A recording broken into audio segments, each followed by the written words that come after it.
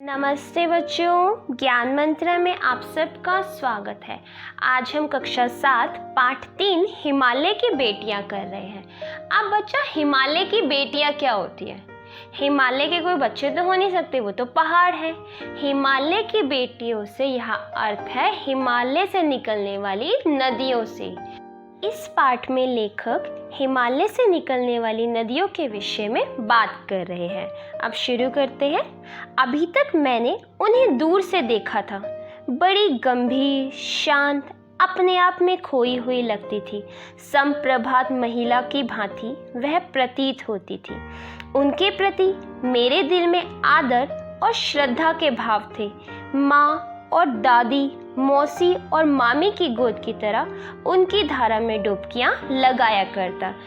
यहाँ लेखक नदियों की बात कर रहे हैं। वह बताते हैं कि वे जो नदियाँ थी वो दूर से बड़ी गंभीर सी दिखती थी, बिल्कुल शांत, अपने आप में खोई हुई बहती चली आ रही है, एक अच्छे घराने की महिला की तरह, जिनको देखते ही उनके प्रति आदर और श्रद्धा के भाव प्रकट हो जाते हैं। वे कहते हैं कि वे मेरी माँ, दादी, मौसी और मामी की ही तरह है। जैसे मैं उनकी गोद में खेला हूँ, इसी तरीके से मुझे इन नदियों के साथ भी फील होता है, महसूस होता है।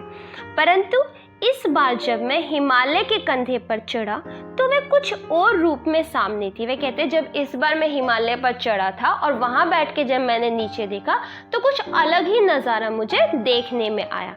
मैं हैरान था कि यही दुबली पतली गंगा, यही यमुना, यही सतलुज समतल मैदानों में उतरकर विशाल कैसे हो जाती है। जब पहली बार लेखक ने ऊपर से देखा नदियों को बहते हुए, तो उन्होंने देखा कि ऊपर से तो एक पतली सी धारा से निकल रही है, बिल्कुल पतली सी। आप कभी हिमालय पे जाओगे, किसी पहाड़ पे जाओगे और वहाँ से देखोगे ना नदी को निकलते, तो बिल्कुल पतली सी निकल रही होगी। लेकिन वे कहते हैं मैं अचंभे में रह गया कि ये यहाँ से तो इतनी पतली सी निकल रही है, लेकिन नीचे जाकर समतल मैदानों में ये कैसे इतनी बड़ी नदी बन जाती है। इनका उछलना और कूदना, खिलखिलाकर लगातार हंसते जाना, इनकी यह भाव भंगी, इनका यह उल्लास कहाँ गायब हो जाता है मैदान में जाकर। अब जब नदी ऊपर से गिरती है पहाड़ों से नीचे, तो वो ऐसी प्रतीत होती है जैसे वो हंस रही है, खिलखिला रही है, खेल रही है बच्चों की तरह, क्योंकि वो ऊपर से गिरती है झम करके और उसमें आवाज़ आती है। लेकिन जैसे ही वो नीचे समतल मैदानों में आती है, वो बिल्कुल शांत हो जाती है, शांति से बहे जाती है। तो वो कहते हैं कि इनका ये उल्लास अचानक से गायब कहाँ हो जाता है। किसी लड़की को जब मैं देखता हूँ, किसी कली पर जब मेरा ध्यान अटक जाता है, तब भी इतना कौतूहल और विस्मय नहीं होता जितना कि इन बेटियों की बाल लीला देखकर। वो कहता है कि किसी लड़की को, कली को देखकर भी मुझे इतना कौतूहल फील नहीं होता, मैं इतना ज़्यादा आश्चर्यचकित नहीं होता, मुझे इतना अचंभा नहीं होता देखकर जितना इन नदियों को देखकर होता है। अब लेखक ने हिमालय से निकलती हुई नदियों के लिए बेटी का संबोधन किया है। उसने उन्हें बेटियां कहा है क्योंकि वो शुरुआत में हिमालय से निकल रही है, तो वो उसकी बेटी की भांति है। कहाँ से भागी जा रही है, वह कौन लक्ष्य है जिसने इन्हें बेचैन कर रखा है। अपने महान पिता का विराट प्रेम पाकर भी अगर इनका हृदय अतृप्त ही है, तो वह कौन होगा जो इनकी प्यास मिटा सकेगा। अब यहाँ पे लेखक बता रहे हैं कि मुझे समझ नहीं आ रहा कि ये नदियाँ हिमालय से निकलकर किस तरफ भागी जा रही है, आखिरकार इनका लक्ष्य क्या होगा। ये बात सोच सोच के मेरा मन बेचैन हो रहा है। जब ये अपने महान पिता हिमालय का प्रेम पाकर भी संतुष्ट नहीं हुए, बच्चा यहाँ पे अतृप्त वर्ड दिया है, उसका अर्थ होता है असंतोष। जब वो इसे पाकर भी, हिमालय का प्रेम पाकर भी संतोष नहीं पा सकी, तो ये कहाँ जाकर इन्हें संतुष्टि मिलेगी, कहाँ जाकर ये अपना प्यास मिटा सकेंगी। बर्फ जली नंगी पहाड़ियाँ, छोटे छोटे पौधों से भरी घाटियाँ, बंधुर अधित्यकाएँ, सरसब्ज उपत्यकाएं, ऐसा है इनका लीला निकेतन।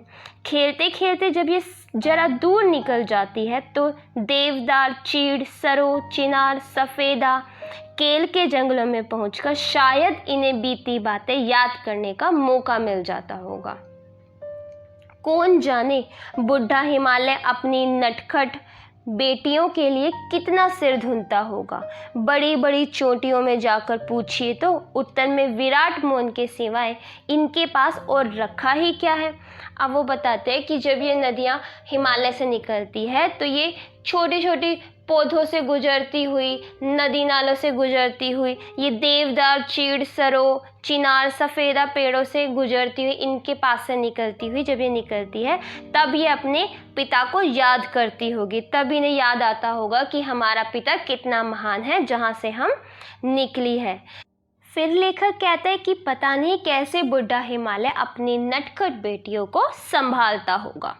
सिंधु और ब्रह्मपुत्र ये दो ऐसे नाम हैं जिनके सुनते ही रावी, सतलुज, व्यास, चनाब, झेलम, काबुल, कपीशा, गंगा, यमुना, सरयू, गंडक, कोसी आदि हिमालय की छोटी बड़ी सभी बेटियां आंखों के सामने नाचने लगती है। वास्तव में सिंधु और ब्रह्मपुत्र स्वयं कुछ नहीं है। दयालु हिमालय के पिघले हुए दिल की एक एक बूंद न जाने कब से इकट्ठा होकर इन दो महानदों के रूप में समुद्र की ओर प्रवाहित होती रही है। कितना सौभाग्यशाली है वह समुद्र जिसे पर्वतराज हिमालय की इन दो बेटियों का हाथ पकड़ने का श्रेय मिला है। अब वो कहते हैं कि जो सिंधु ब्रह्मपुत्र नदियां हैं ये हिमालय से निकल कर आती है, ये उनकी बेटियां हैं। ये आगे चलकर बहुत सारी नदियों में जाकर मिल जाती है और अंत में ये जाकर समुद्र में मिल जाती है। तो वो कहते हैं कि समुद्र कितना भाग्यशाली होगा जिनको हिमालय की इन दो बेटियों से मिलने का सौभाग्य प्राप्त हो रहा है।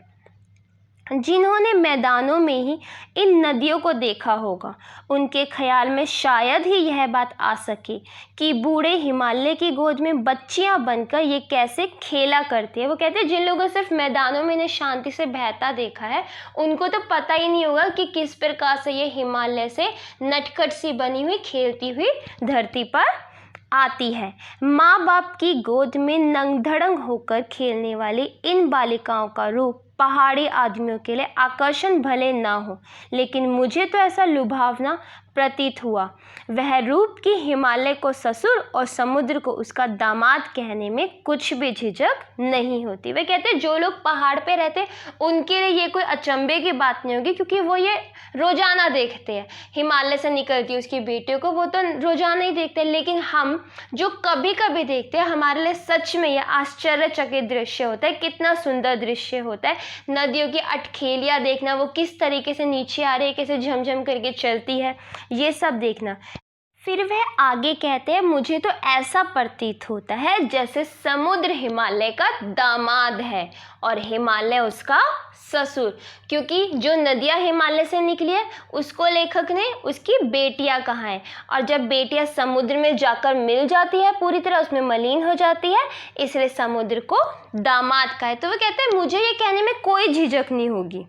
आगे बात कहते हैं वे कालिदास की विरही यश ने अपने मेघदूत में कहा था वेत्रवती बेतवा नदी को प्रेम का प्रतिदान देते जाना, तुम्हारी वह प्रियसी तुम्हें पाकर अवश्य ही प्रसन्न होगी। अब कालिदास ने भी मेघदूत में बेतवा नदी को प्रेम की नदी का है, अपनी प्रियसी के समान माना है जिसमें प्रेम बहा करता है। यह बात इन चंचल नदियों को देखकर मुझे अचानक याद आ गई। वो कहते हैं मुझे ये बात ना अचानक से याद आ गई और सोचा कि शायद उस महाकवि को भी नदियों का सचेतन रूपक पसंद था। शायद उस महाकवि को भी नदियों का इस तरीके से निकलना पसंद था, उसमें उसको भी उनकी अटखेलियाँ देखना अच्छा लगता था। दरअसल जो भी कोई नदियों को पहाड़ी घाटियों और समतल आंगनों के मैदानों में जुदा जुदा शक्लों में देखेगा वह इसी नतीजे पर पहुँचेगा। काका कालेलकर ने नदियों को लोक माता कहा है, जग की माता कहा है, किंतु माता बनने से पहले यदि हम इन्हें बेटियों के रूप में देख लें तो क्या हर्ज है। वो कहते हैं अगर इनको माता कहने से पहले हम इन्हें बेटियां मान लें तो इसमें बुरा ही क्या है। और थोड़ा आगे चलिए, इन्हीं में अगर हम प्रेयसी की भावना करें तो कैसा रहेगा? अगर हम इन्हीं में अपनी प्रेयसी को देखें, अपनी प्रेमिका के रूप में देखें तो क्या बुरा है? ममता का एक और भी धागा है जिसे हम इनके साथ जोड़ सकते हैं। बहन का स्थान कितने कवियों ने इन नदियों को दिया है? वो बोलते हैं ममता के और भी धागे हैं, इनमें से एक बहन भी है जिसको बहुत सारे कवियों ने नदियों को बहन की संज्ञा दी है। एक दिन मेरी भी ऐसी भावना हुई थी। थोलिड तिब्बत की बात है, वह तिब्बत की बात बता रहे।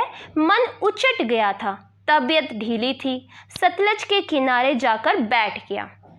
दोपहर का समय था, पैर लटका दिए पानी में। थोड़ी ही देर में उस प्रगतिशील जल ने असर डाला, तन और मन ताजा हो गया तो लगा मैं गुनगुनाने। वे कहते हैं मैं एक दिन तिब्बत के किनारे गया, मेरा मन उचटा हुआ था, मैं बहुत परेशान था, तो मैं जाके नदी के पास, सतलज नदी के किनारे जाकर पैरों को पानी में डुबोकर बैठ गया और वहाँ बैठते ही मेरा मन थोड़ा शांत हो गया और धीरे धीरे मेरा मन तरोताज़ा होने लगा और मैं अचानक ही कुछ गुनगुनाने लगा।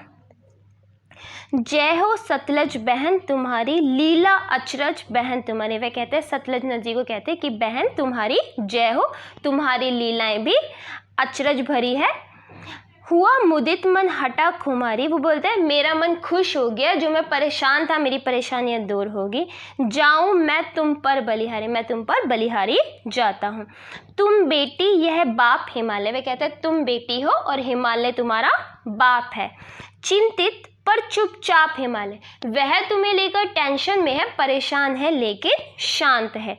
प्रकृति नटी के चित्रित तट पर अनुपम अद्भुत छाप हिमालय। वो कहते हैं प्रकृति के चित्रित तट पर प्रकृति ने इतना सुंदर रूप बना रखा है हिमालय का, जहाँ हिमालय बहुत सुंदर नज़र आता है, सबको आश्चर्यचकित करता है। जय हो सतलज बहन तुम्हारी, सतलज बहन तुम्हारी जय हो।